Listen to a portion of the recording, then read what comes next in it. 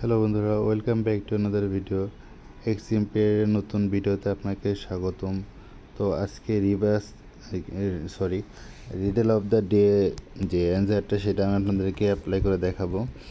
তো তার আগে আপনাদেরকে রিকোয়েস্ট করবো, আপনারা যারা আমার চ্যানেল নতুন তারা অবশ্যই চ্যানেলটা সাবস্ক্রাইব করবেন, পাশে থেকে বেলটা অন করে রাখবেন।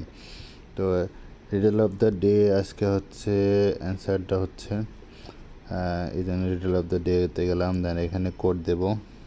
কোডে